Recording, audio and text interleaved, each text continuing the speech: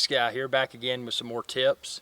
And these are tips for better avoiding bear encounters. Now, this should not be the substitute for a seasoned guide in your outdoor group. But these are just a few things that, as an outdoors person, that you may want to consider. Keep in mind that bears don't only like meat. So a common misconception is that, oh, if you put your meat somewhere else, that you're probably not going to get the attention of a bear, and that's not true. Things like toothpaste, wintergreen chewing gum, those sorts of things that have that smell, certain candies, be very cautious about what you have with you, because there's a possibility that the bear may be attracted to the smell of that. When you're out in the wilderness, when you're around a stream, in an area such as, a stream, because bears go to drink. And then when they're in the stream, they may be catching fish, and there may be other animals that go to the stream to drink, and then the bear wants to eat that animal. So if you're near a stream, your likelihood of encountering a bear is greatly enhanced. And also keep in mind where you're traveling. Check with the Forestry Service in that area and see which bears may be in that area. Check the time of the year, because in some regions bears hibernate, but in other regions they only partially hibernate, meaning that there may not be a huge volume of bear activity in an area, but there may be a few that come out to grab some food because they don't truly hibernate. And that's often the case in some places in the Appalachian Mountains. And there's different types of bears. There's the black bear, the grizzly bear, obviously the polar bear, and they all behave differently. So, ultimately, you don't want to attract the attention of the bear, because if you do, you can't outrun a bear. You can't climb a tree, because a bear can climb a tree too. So the best thing to do is avoid that bear encounter. When you set up your campsite, again, be aware of everything that you have in your pockets, everything you might have in your sleeping bag, your backpack. Mistake a lot of people make, they'll put their backpack in the vestibule area of their tent.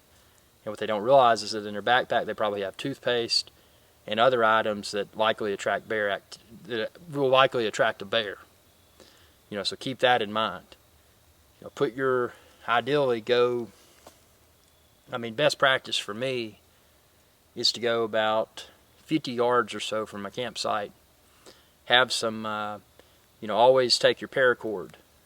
Throw some paracord up in a tree, hoist your backpack up. Any food items that you have, hoist it up.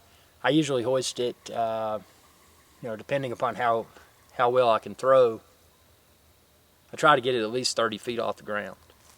And that just enhances my peace of mind that, A, they won't get into my pack, but if they do, maybe them getting into my pack doesn't bring them to my campsite. So, it's best to avoid that bear encounter. Things that work well, and you never want to have to use it, but take some bear spray, because, if you're ever in a situation where you are about to be attacked by a bear, that may help you to survive. Ultimately, if you get attacked by a bear, you're probably not going to make it. I hate to say it like that, but it's not a good situation. But don't let the fear of bears keep you out of the wilderness, but just be smart. And again, consult with a seasoned wilderness guide, and know where you are, and ask them for advice. And just think about what's on you, and try to avoid them. If you see a bear way in the distance, just kind of go the other way, and be aware of which direction the wind is blowing. Because, for example, now, if my camera was a bear and the wind was blowing from my back that way, that would make it more likely that the bear would smell me and become interested. Whereas if the wind was blowing from behind the camera this way and the bear was over there, the bear may not even notice me. So I would just change my course and try to avoid getting close to that bear. Be safe and have fun, and be sure to subscribe to my YouTube channel, youtube.com/IrixSky. Thanks for watching. Y'all have a good day. Hey y'all, IrixSky here.